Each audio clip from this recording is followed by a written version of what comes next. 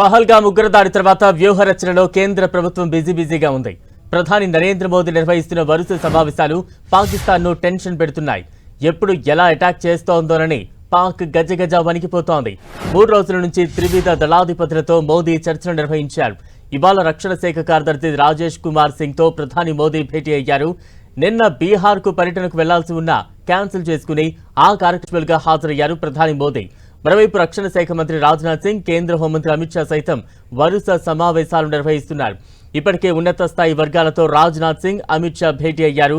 మరోవైపు CRPF, BSF, స్థానిక పోలీసులు అప్రమత్తమయ్యారు.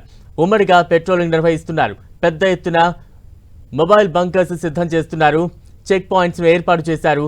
బుల్లెట్ ప్రూఫ్ వాహనాలను సైతం రప్పించారు. దీంతో ఏ క్షణం ఏం జరుగుతుంది అనే టెన్షన్ పాక్ సైన్యంలో కనిపిస్తోంది.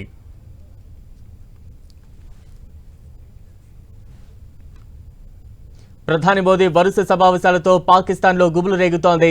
ఇక తాజా అప్డేట్స్ అందించేందుకు మా ప్రతినిధి గోపి సిద్ధంగా ఉన్నారు. గోపి, బలరాం 3 రోజుల నుంచి కూడా ఢిల్లీలో ప్రధాని బిజీగా ఉన్నారు. అయితే ఇతర రాష్ట్రాల్లో అంటే ప్రధానంగా చూసుకుంటే నిన్న బీహార్ రాష్ట్రంలో ఒక ముఖ్య కార్యక్రమానికి హాజరు కావాల్సి ఉన్నా ఆయన వర్చువల్ గానే హాజరవడం జరిగింది. అయితే ఇప్పటికే త్రివిధ దళాధిపతులకు పూర్తి స్వేచ్ఛను ఇచ్చానంటూ కూడా మోడీ కార్యాలయం నుంచి ఒక కీలక ప్రకటన వచ్చిన తర్వాత కూడా వరుస భేటీలతోటి ప్రస్తుతం భారత్ లో కొంత హీట్ క్రియేట్ అయిన పరిస్థితి అయితే కనపడుతుందని చెప్పుకోవచ్చు. ఎందుకంటే ఇటు ప్రధాని మోదీ, అదేవిధంగా రక్షణ శాఖ మంత్రి రాజ్నాథ్ సింగ్, హోంశాఖ మంత్రి అమిత్ షా కూడా ఢిల్లీలో తన క్యాంపు కార్యాలయాన్ని వదిలి వెళ్లడం లేదు. ప్రతి నిమిషం కూడా ఉన్నత స్థాయి సమావేశాలు అయితే ప్రతినిత్యం నిర్వహిస్తున్న పరిస్థితి ఉంది. రక్షణ దళాలకు ఇప్పటికే కీలక అధికారులతో కూడా నిరంతరం ప్రధాని మోదీ సమావేశాలు అవుతున్నారు. 3 రోజుల నుంచి కూడా ఆయన నివాసంలోనే వరుస భేటీలు అయితే కొనసాగుతున్న పరిస్థితి ఉంది. ఈ రోజు కూడా రక్షణ శాఖ కార్యదర్శి రాజేష్ కుమార్ సింగ్ తోటి ప్రధాని సమావేశం అవ్వడం జరిగింది. అయితే ఇటు త్రివిధ దళాధిపతులు ఉమ్మడిగాను విడివిడిగా కూడా ఆయన సమావేశమవుతున్నారు. దేశ రక్షణకు సంబంధించిన అంశం కావచ్చు, పాకిస్తాన్ పహల్గామ్ ఉగ్రదాడి తర్వాత పాకిస్తాన్ పైన పోరుకు ఏ విధంగా వెళ్లాలన్న వ్యూహరచనలో భాగంగానే ఆయన ఈ యొక్క భేటీలు అవుతున్నట్టుగా అయితే ప్రధానంగా మనకు తెలుస్తుంది. అయితే ఇప్పటికే జమ్మూ కాశ్మీర్ కు సంబంధించి కూడా జమ్మూ కాశ్మీర్ సీఎం తోటి కూడా ఆయన ప్రత్యేకంగా సమావేశం అవడం జరిగింది.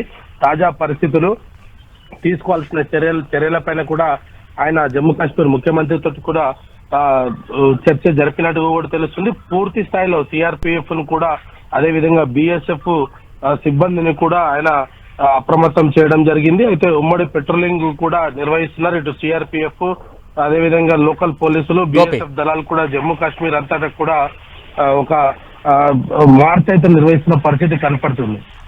గోపి, అంటే త్రివిధ దళాధిపతులతో వరుస సమావేశాలు దేనికి సంకేతంగా భావించాలి? ముఖ్యంగా భారత ప్రజల్లో అయితే ఒక ఉత్కంఠ కొనసాగుతోంది. బార్డర్ లో ఎటువంటి సిచ్యువేషన్ కనిపిస్తోంది?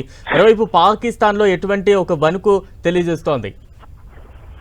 బలరాం, మీరు అన్నట్టు ఉన్నత అధికారులతోటి ప్రతి నిమిషం కూడా భేటీ అవుతున్న నేపథ్యంలో సోషల్ మీడియాలో కానీ అదేవిధంగా ప్రసార మాధ్యమాలలో కానీ వస్తున్న వార్తల దృష్ట్యా పాకిస్తాన్ లో కొంత గుబులైతే మొదలైన పరిస్థితి ఉంది. దీనికి సంకేతాలుగానే ఈ రోజు మరోసారి మిసైల్స్ పరీక్ష కూడా నిర్వహించడం జరిగింది. అయితే వీటన్నిటిని చూస్తే పాకిస్తాన్ మేఘపోతు గాంభీర్యాన్ని కొంత ప్రదర్శిస్తున్నప్పటికీ భారత్ మాత్రం కొంత ఆచితూచి వ్యవహరిస్తున్న పరిస్థితి అయితే మనకు స్పష్టమవుతుంది. ఒకవైపు భారత బలగాలను సంసిద్ధం చేస్తుంది, రెండో వైపు ఆర్థికంగా పాకిస్తాన్ ను దెబ్బకొట్టే ప్రయత్నం అయితే భారత్ చేస్తుంది. దానికి సంబంధించిన వ్యూహ రచన పెహల్గామ్ ఉగ్రదాడి తర్వాత అంటే ఇమ్మీడియట్ గా 82 జరిగిన తర్వాత ఇమ్మీడియట్ గా కూడా దానికి సంబంధించిన పూర్తి స్థాయిలో ఇటు ఆర్థికంగాను అటు బార్డర్ వెంట కూడా పాకిస్తాన్ ఎక్కిరిబిక్కిరి చేసే ప్రయత్నం అయితే మోదీ ప్రభుత్వం చేస్తుందని చెప్పుకోవచ్చు. ఒకవైపు ఉగ్రదాడి అనంతరం ఇటు ఏదైతే సింధు నది జలాలకు సంబంధించి కావచ్చు,